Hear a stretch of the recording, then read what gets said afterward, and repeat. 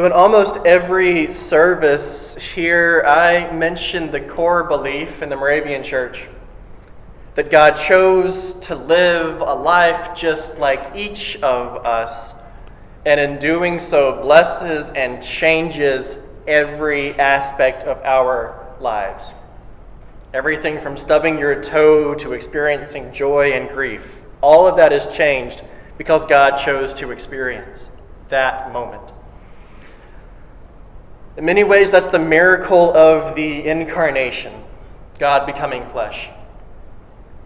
And we really focus on this at at funerals.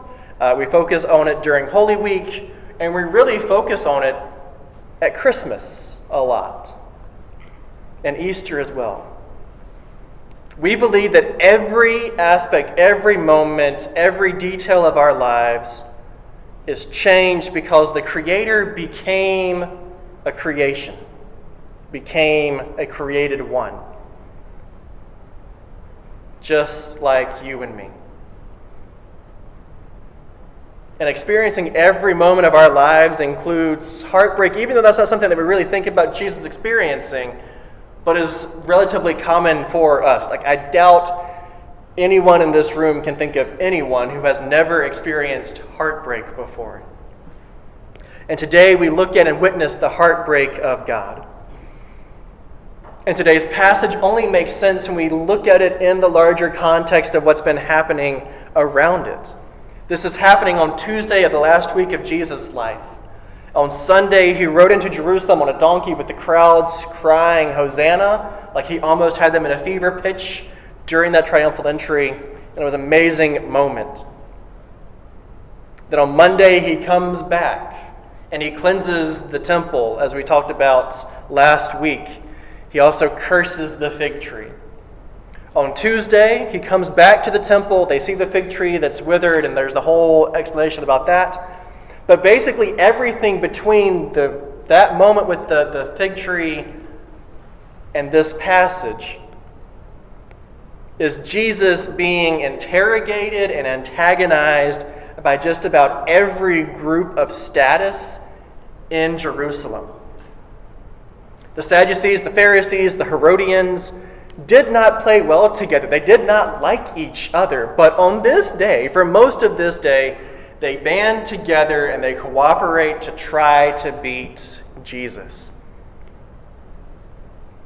to challenge him and finally embarrass him and help him lose his credit with the crowds.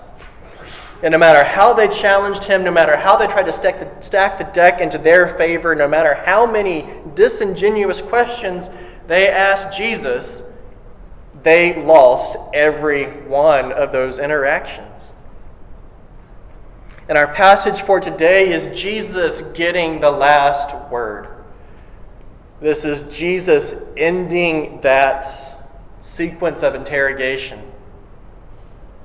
And because this has been a very antagonistic day for Jesus, he seems to lose his cool with this. He is finally saying, "I've had enough, stop it, you're done. Here's why you're done." We could say he takes the gloves off and let his adversaries have it. And because there is some hostility that Jesus depicts here, or Jesus shares, and because we have seen so many big changes in our world recently, including a noticeable rise in anti-Semitism, really over the last several months, but really over the course of a few years, we have to remember, I have to point out, that Jesus is a Jewish man. This is one Jewish person calling out other Jewish people for their hypocrisy. This is not Jesus saying the Jews are evil and wrong. This is Jesus saying, you over there are doing it wrong, not the whole people. This should not be and cannot be used to justify anti-Semitism, even though it has been used several times. I've actually heard it used in an anti-Semitic way in my lifetime. This is more like me pointing out hypocrisy in the church. I am not anti-church, I'm actually rather pro-church. Thank you for laughing at that. I am pro-church, and because I'm pro-church, I want us to do better. That's similar to what Jesus is doing here. He's not condemning the people. He's saying, you over there are messing up and we need to do better because we are in this together. And we should also note that because we tend to think about Jesus and the Pharisees being polar opposites of each other, like Jesus doesn't agree with the Pharisees and they don't agree with him and they're just butting heads all the time or going this direction, it's important to note that Jesus actually agrees with what the Pharisees are teaching in this passage. He doesn't say they're teaching the wrong thing. A lot of scholars think that Jesus think it's probable that Jesus was actually a Pharisee himself, or at least Pharisee adjacent, because so much of their teachings are similar. The way they approach things are similar. They just are so close together that they're going to butt heads. It's kind of like siblings that butt heads all the time, and it's like me and my older brother. But Jesus says, do what they teach in this passage when he's so angry with them. He just adds, don't do what they do. He's not dismissing them. He's agreeing with their teachings, but not their applications, and certainly not their hypocrisy. And when I read this passage, and I always try to read it in our Holy Week readings, it's not always my turn, but when I have some control of it, I try to read it myself. Because I don't see this as Jesus criticizing the Sadducees or the Pharisees. I don't see this as Jesus criticizing them over there. I read this as Jesus critiquing me as a pastor and a leader and a teacher in the church. Like, I am closer to the Pharisees than not in this passage, and from a scriptural, from a gospel perspective. I read this as Jesus critiquing not just me, but my friends and my colleagues. And the critique is not to just teach and preach what Jesus did, but that we should also practice what we preach. I read this as Jesus telling me, specifically me, to not be a hypocrite. And by extension, all of us as well, but I am the focus of this passage when I read it. And again, in this passage, Jesus gets really into his feelings. We get a glimpse into the heart and mind of Jesus in a unique way because we so rarely get emotion described in the Gospels. It's there, but it's not like we would expect it to be if it was written today. He has been in conflict all day. He's been challenged left and right and center by people who shouldn't be challenging him together. Just that one thing is enormously stressful. And in a rare moment, we see Jesus express anger and deep frustration at the end of all of these attacks. And he's angry at their hypocrisy. He's angry that they use their knowledge and their expertise and technicalities to avoid doing what is right and just. It's like if you've ever witnessed somebody use Robert's Rules of Orders to do something sort of sly, and they could only do that because they knew Robert's Rules of Orders and they knew what they could get away with and how to do it. He's angry about that. He's angry with them about being more concerned about being seen and being noticed than doing what is right and what is just. He's angry about them giving the easy things to God, mint, cumin, and dill, without doing the weightier thing that God cares about. They neglect justice and peace and faith. He's angry about them appearing to be life-giving when inside they're actually full of death. I love how he says filth. He's angry about them saying, we would not have been better, or we would have been better than our predecessors. We are not guilty of their sins when they in fact are doing the exact same thing, just in different ways. They say, we would not have killed the prophets God sent to us, but the blood of God's children is already on their hands. Jesus is furious at their hypocrisy, and his anger, it's so genuine. I love it. I don't love it, but it really helps us see the humanness of Jesus, because I think we can all relate to that. We've all had that moment of, I've had enough, I'm going to give it to you, honestly and with full emotion. We've all experienced that. He's angry because they have the capacity to make substantive changes and improvements. They say it needs to be done, and yet their actions undermine justice, peace, and wholeness. And in this moment, Jesus' heart turns from anger to heartbreak and weeping. At the end of this is when we see God's heart break. This is an intimate moment that Jesus cannot contain. And Jesus looks out over the city with a broken heart and weeps, "Jerusalem, Jerusalem, you who kill the prophets and stones those who are sent to you. How often I've wanted to gather your people together just as a hen gathers her chicks, but you were not willing. Your house is left to you desolate. But I tell you, you won't see me again until you say, 'Blessed is the one who comes in the name of the Lord.'"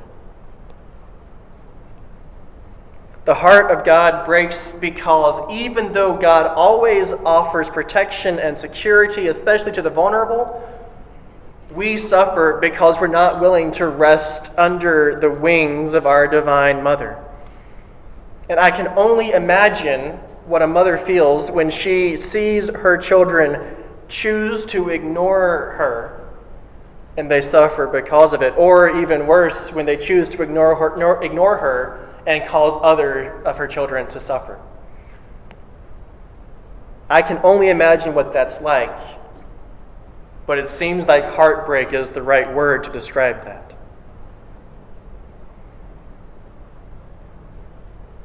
And there's always a line in this passage that stands out to me, that hits home in a different way or a specific way because of whatever's going on in my life right now when I read it. And I imagine the same thing will jump out at you or have a similar instance. And it's easy for that resonance to be turned into guilt because of the way the church has talked for centuries and really millennia. Again, call the church out on what it's doing. I'm not anti-church, I'm pro-church, that kind of stuff. We should do better. And I think the church leans way too much into guilt, has for a long time. Because Jesus is not doing anything to turn this into making the Pharisees and Sadducees feel guilty. He's saying, do better. It doesn't have to be guilt. Yes, he wants us to get out of our hypocrisy. Yes, he wants us to do what we preach and what we say is important. He wants us to pursue peace and justice so that abundant life abounds. He wants that badly, but he does not guilt us. Instead, he reminds us that his arms are always open, ready to receive us, ready to embrace and comfort and protect us from the storms and pains of life that can so easily separate. It's not guilt, but offering a place of safety, comfort, and protection. So with that, let's hear the moment when God's heart breaks because we so often refuse that protection.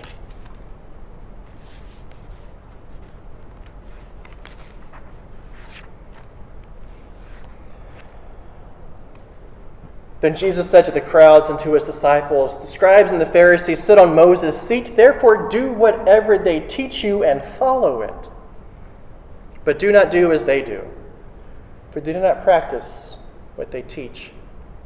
They tie up heavy burdens, hard to bear, and lay them on the shoulders of others. But they themselves are unwilling to lift a finger to move them. They do all their deeds to be seen by others, for they make their phylacteries broad and their fringes long. They love to have the place of honor at banquets and the best seats in the synagogues and to be greeted with respect in the marketplaces and have people call them rabbi. But you are not to be called rabbi, for you have one teacher and you are all students. And call no one father on earth, for you have one Father, the one in heaven. Nor are you to be called instructors, for you have one instructor, the Messiah. The greatest among you will be your servant. All who exalt themselves will be humbled, and all who humble themselves will be exalted. But woe to you, scribes and Pharisees, hypocrites! For you lock people out of the kingdom of heaven. For you do not go in yourselves, and when others are going in, you stop them. Woe to you, scribes and Pharisees, hypocrites! For you cross sea and land to make a single convert, and you make the new convert twice as much a child of hell as yourselves.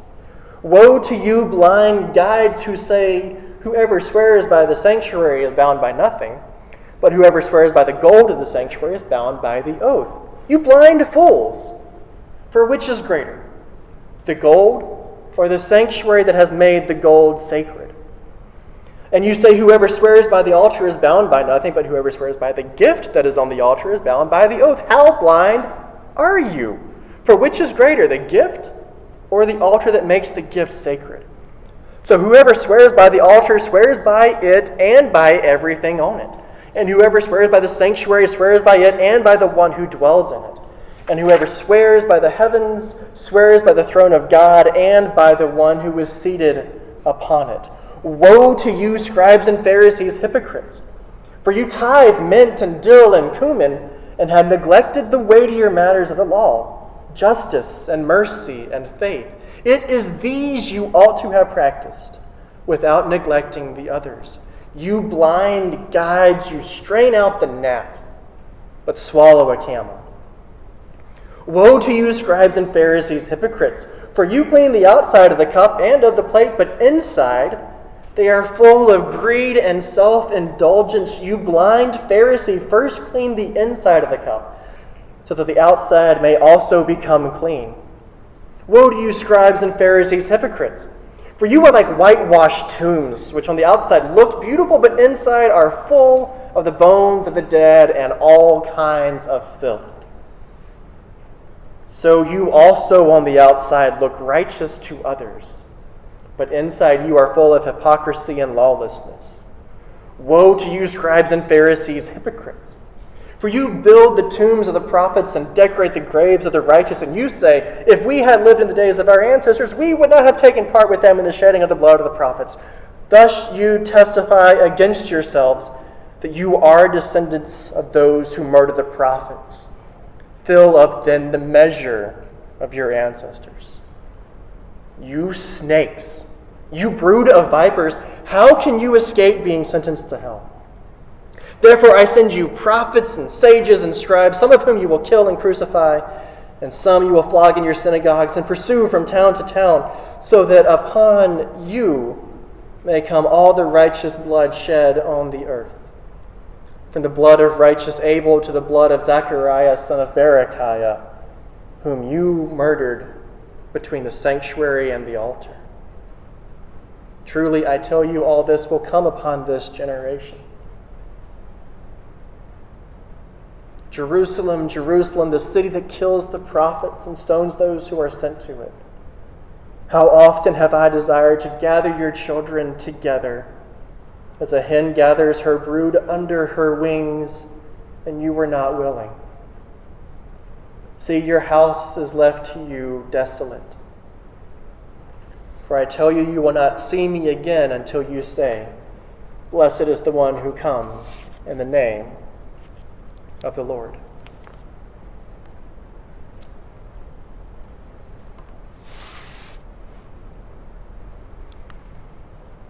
Friends, God knows what it's like to have a broken heart. We are not alone when our hearts break because of the suffering we witness and experience in this life. Jesus has stood there and sat there and cried with us. So may we turn from our hypocrisy. May we pursue and seek out and work for justice and peace and abundance for us and for others. May we learn and do better and rest under the wings of our Heavenly Mother, who was always ready to receive us and who always loves us.